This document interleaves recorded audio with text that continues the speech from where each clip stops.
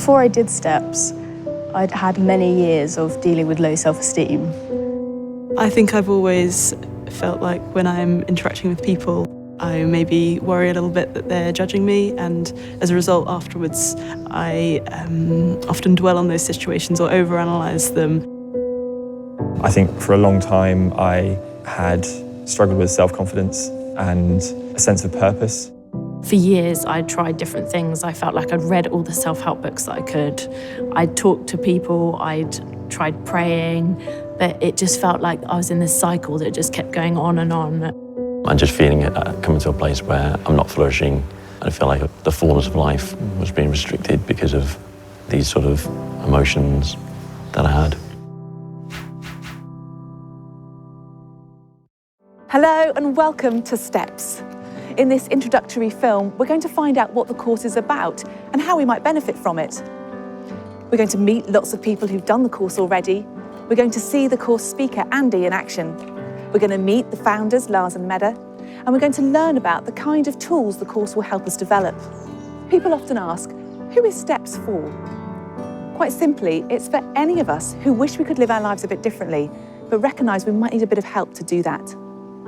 Delivering the course content each week will be Andy Tilsley. He's been a BBC journalist for many years and he's got a great gift of communication. He also had to deal with his own life issues and found a lot of help through the STEPS process. One of the great hopes of this process is not simply that we get rid of our old patterns of behaviour, but that actually we walk into something new, that there is a different kind of life available for us at the end of this journey, that change really is possible. There'll be lots of stories. I said, I need to get out of here without her seeing me or it will ruin everything. This Spanish waiter looks at me and a sense of purpose and destiny comes over him. And he says, I will help you. There'll be some personal confessions. I spent much of my life trying to be someone that I'm not. An external me that I worked really hard communicating to everybody else that life was going swimmingly well. An external me that I put on social media to communicate a life of happiness and excitement and novelty. And moments of light-hearted fun. Thing is this, do you think I would take even £10,000 in exchange for this gift from my little girl to me, her daddy? Well, of course I would. That's a lot of money. That's a silly question. I'd take even 100 if anyone wants to offer anything. Above all, Andy will take us on a journey of self-discovery to help us reflect on the choices we're currently making and why. Becoming aware of these things is one of the keys to changing life for the better. Wherever we are at, I want to encourage all of us. Celebrate progress, however small. The important thing is the journey, not how quickly we go through it. Before each of Andy's talks, we'll have the chance to hear in detail about the life journey of some people who've done the STEPS course before. They're going to tell us about why they signed up in the first place, talk us through the highs and lows of the course, and tell us how it's benefited them in real and tangible ways. Before I did steps, I'd had many years of dealing with low self-esteem. I would feel really frustrated and alone, sometimes quite angry that something so small could make me feel so out of control. I felt that trust was something that I kind of struggled with, and how I felt that certain relationships I held back and didn't wholeheartedly go in or didn't wholeheartedly open up. There was this metaphorical inner room that I had only let in my immediate family, and it was very difficult to let other people into that. I remember on the first step, I was listening to everyone sharing what they were sharing, and all I was thinking about was the fact that my thing is the worst thing. But I just knew that speaking out, the thing I was holding like in that dark place, I needed to bring it into the light. So when it got to me, I just went for it. I realized that there's lots of people that are kind of struggling with similar issues to me, and I felt that that was incredibly bonding, because we've both, or a lot of people have come here like me to experience some sort of freedom. I felt it was very much like a pass the parcel game where I'm unraveling, but being rewarded in unraveling aspects of my character or personality or behaviors and traits. And I think in unraveling, I'm understanding myself. And that, for me, was the first moment that I thought, something's happening here. And I knew that if that was all that happened for me, the whole 12 weeks, this was going to be worth it. Because you're sharing such depth, you don't usually get that with a friend unless you ask for it. And this stuff is coming as transparency rather than honesty. You're getting to hear this stuff without asking for it. And that does build just an understanding and a relationship there. I feel now like I have a tool. When I see it kind of coming over the horizon, I think I've got something now. I know what to do. I can stop and go, hold on, I'm choosing not to partner with this. So how did the STEPS course originate? Let's meet its founders, Lars and Mette. They'll be telling us how they found themselves dealing with their own unhelpful behaviours and found real freedom through the process of STEPS.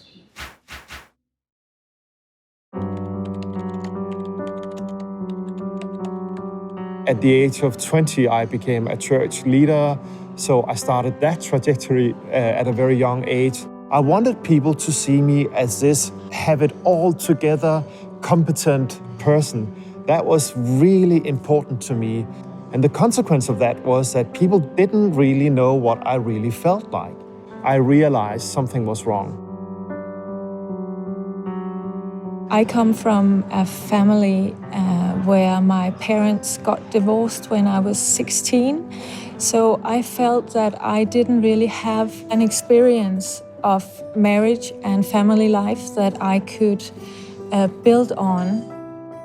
When I was angry, I could speak very harshly to the children for things that were minor, and the anger and the way of speaking to them did not correspond to what was actually going on.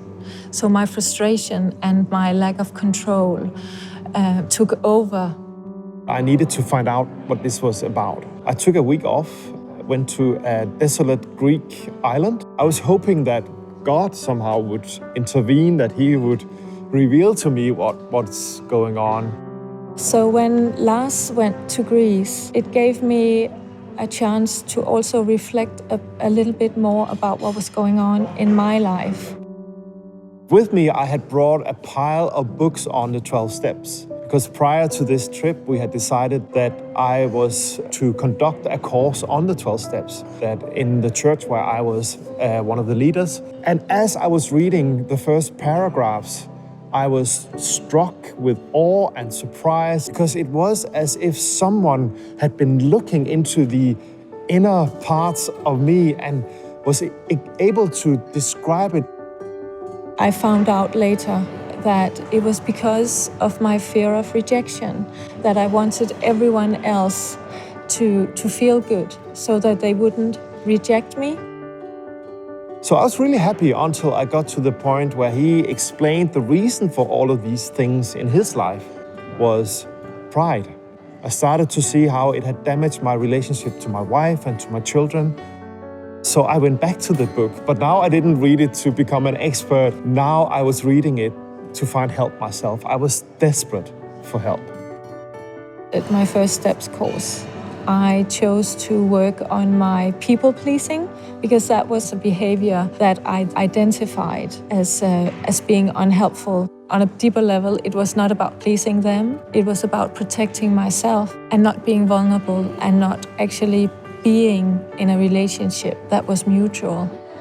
But it was about protecting myself so that I would not feel rejected. We decided that when we were doing this process, we wouldn't do it as experts. We would do it as normal human beings battling, struggling with this complicated life of ours.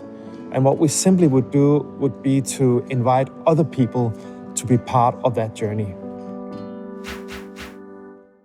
The STEPS course is based on a simple format, loosely based around a group of people trying to be as honest as possible with each other and to listen well. We can also develop some simple practices to help us make the most of these times together. They're called the tools of the course. If you are considering attending a STEPS course, you would probably like to know more about what to expect. Well, the backbone of the course is the 12 steps. And over a period of nearly 100 years, millions of people have been using the steps. And the number of people who attend 12-step courses seem to keep on growing. So let's hear Andy, who is the speaker on this course, explain the background for the 12 steps. The 12 steps upon which AA is founded have brought genuine, lasting, life-changing power and transformation to millions of people all around the world. This STEPS course takes those 12 principles and simply removes the particular application to alcoholism that we might replace it with whatever we are struggling with right now. Perhaps you can relate to living in a world of rejection, isolation, or illusion. Wherever you are at, this course is for you. As the name implies, there are 12 different steps that we will be going through this process. And the basic principle behind the course is that we as human beings are designed to live in peace. Peace with ourselves, yes, but also with God or a higher power and those in our wider world. And this course seeks to see that peace restored. Some of us may have lost that peace through circumstances beyond our control. Perhaps something happened to us when we were younger. Perhaps we grew up in a world with certain essential elements missing. For others, that lack of peace seems to have its origin in the particular negative thought or behavior pattern that we are struggling with right now. Either way, the roadmap for this course is there are 4 essential elements to seeing that peace restored. The first 3 steps are all about having peace restored with God, whatever our concept of God right now. Some of us may have a really clear idea of who God is and what this God is like. Others may not believe in God at all. Perhaps you could explore that over the course of the next 12 steps. But we can all relate to needing someone beyond our control, bigger and stronger than ourselves, to rescue us from our present situation, that we cannot do this on our own. And the first 3 steps are all about surrendering to that higher power and finding peace therein. Steps 4 through to 7 are more about finding peace with ourselves. And as a natural progression from this, steps 8 through to 10 are all about finding peace with our wider world. The final 2 steps seek to create a rhythm, a pattern for living, whereby the peace that we have found in the previous 10 steps, we can continue to experience on an ongoing basis. On the course, we will use a textbook which has 12 chapters. Each chapter will describe one of the steps illuminated by personal stories, as well as giving examples from the biblical narrative. On the one hand, the steps are very practical and help us to deal with our specific unhelpful behavior. On the other hand, they describe the spiritual principles at play, the deeper things which may be the potential sources of our unhelpful behavior. This is a powerful combination because we find help to change, and at the same time, we find help to receive inner healing. And to help us reflect on the process and the area that we are working on, in each chapter there's also an exercise. And the exercise related to chapter 1 is an exercise that will help you to identify different types of unhelpful behavior. Some of us would know exactly why we would even consider going on a course like this. But for other of us, we're here because we know that something isn't quite right, but we don't really know what it is. Well, the exercise may help us. And along with doing the exercise, it will also show us how the exercises are used throughout the course. You might find it helpful to hear a short description of the roles that we carry with us from early on in our lives. And these are roles that we needed to survive in our childhood environment.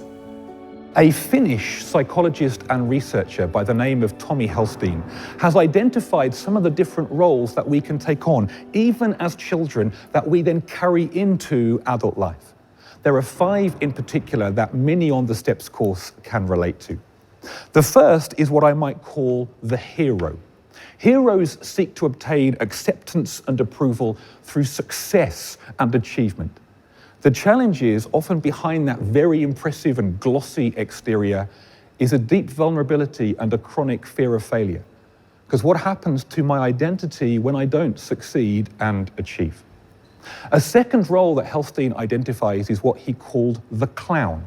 Clowns try and get acceptance and approval through making light of things, cracking another joke, making people laugh. The challenge can come is what happens in those inevitable moments in life when there are negative emotions that need processing. Suddenly, cracking another joke or making people laugh doesn't seem to work so well. And when we don't process negative emotions properly, it can lead to all manner of different problems. A third role that Helfstein identified would be that of the scapegoat. Imagine, if you will, a child that's been brought up in likely a very dysfunctional environment and upon whom the blame has been placed for absolutely everything growing up. When that blame is carried into adult life, scapegoats can live with this ongoing sense of resentment and anger and bitterness. They can be fiercely critical of those in the wider world, especially those in public life, whilst at the same time failing to recognize the faults and brokenness in their own world. A fourth role that Helfstein identified, and a very common one, is that of the helper. This is when somebody neglects their own needs for the sake of serving their wider world. An example might be a child who's had to continually bail out maybe a dysfunctional parent or a sibling. And when those patterns are continued over time into adult life, well, maybe helpers can find acceptance and approval through laying down their own needs and serving everybody else. But over time, helpers can grow weary, and anger and resentment can fester. That's the obvious consequence of neglecting our natural needs and desires because we just feel obligated to serve everybody else. Helpers can often have this uncanny knack of being able to walk into a room and spot the needs and vulnerabilities in everybody else, but they find it much harder to identify the emotions and needs in their own life. A fifth role that Helfstein identifies would be that of the invisible child. Imagine a child that has grown up who has received acceptance and approval through keeping quiet, through keeping their nose clean and staying out of trouble. When this is carried into adult life, it can lead to this chronic fear of making a mistake. They can avoid risks at all costs, and it can be a really lonely existence. I can particularly relate to the hero and the clown. I spent much of my life trying to get acceptance and approval through performance, be it academic, sporting, or otherwise. And when I failed, because everybody fails, I try and get people to like me through cracking another joke, making people laugh. To be honest, it was totally wearying. When we live in this quadrant, we can get paralyzed by approval addiction, playing different roles in different settings the whole time. As you have probably picked up by now, we can work on a vast number of different areas when we are attending a course like this. This would include areas like low self-esteem, fear of rejection, pride, dishonesty, gambling, the need to control or the need to isolate yourself, the fear of intimacy, and the list simply goes on and on. So basically, you can take any life-controlling issue and work through the STEPS process. And it's important that you choose one area to work on at the time. And at the end of this introduction, you will have a chance to have a short conversation with one of the group facilitators to help you find out what would be the most relevant thing for you to work on. Last but not least, the tool we would like to highlight is the special way we conduct STEPS groups. When we gather, we would watch the video, and after having done that, we would meet in groups. Each time we meet in the group, we would start by reading the guidelines aloud. Guidelines help us to focus on the process and to focus also on the specific area we are working on. They don't allow us to comment on one another or to give advice to one another as to what we should do. In this way, the guidelines help us to find a unique room for our own reflection. And at the same time, we are helped by listening to the reflections of the other participants in the group. So, using myself as an example in the group, I would start by stating my name and the area that I'm working on. So I would say, hi, my name is Mette, and I'm working on my fear of rejection. And the group would reply, hi, Mette. And the reason why we are doing this is that it's easy for me to start out by saying my name. And The reason why I'm saying the area that I'm working on is to help me to focus on that specific area throughout the process. And when the group replies with my name, that's an easy way for them to acknowledge that we are actually in this process together. So having listened to their reply, I would start to share my reflections on one of the questions from the book. When sharing in the group, I speak about myself, to myself and to God as I perceive Him, and the others are free to listen. I don't look at the others while I share, and then they don't look at me either. That gives me a unique opportunity to share my reflections without having to explain or to make excuses in relation to my unhelpful behavior or my thoughts. The questions of reflection we will find in the textbook. And along with the exercises, these questions help us to prepare ourselves for the time in the group. The guidelines allows me to share for up to 3 minutes at a time.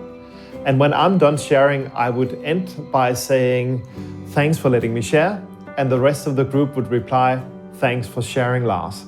This is, of course, a very special way of being together, but rest assured, it really works. So we have introduced the different tools that make up this course, and they are very much like tools that we can use to maintain our lives. Along with so many other people around the world, we have experienced help from using these tools. Some of us may be wondering whether we are ready to attend a course like this. My reply would be taken from my own experience.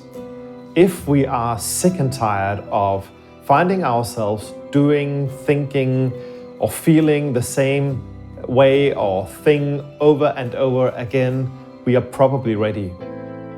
And if we are sick and tired of being sick and tired, we are most certainly ready.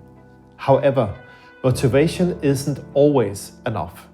To choose to be on a course like this is also to make a choice of doing whatever I can to find freedom. And this choice includes an intentional decision to prepare myself by reading the chapters, doing the exercises, and reflecting on the questions, and then of course to attend the sessions. So, if you are motivated and if you are ready to make a choice like this, we are certain that the journey through the steps will be a significant experience for you. My old habit, which was really towards being, I think, quite harsh on myself, quite judgmental of myself, I found that habit was replaced with being more positive towards myself. I think the main thing that I learned from it was it's okay to be okay. I don't feel overwhelmed anymore. I have this burden lifted off my shoulders. It makes me feel like I can actually move forward now. It makes me feel like even though there are times when I do feel vulnerable, I don't dwell on that as much and I'm able to move on much quicker. It's had a massive effect on me, my marriage, the job I'm in. I would highly recommend it.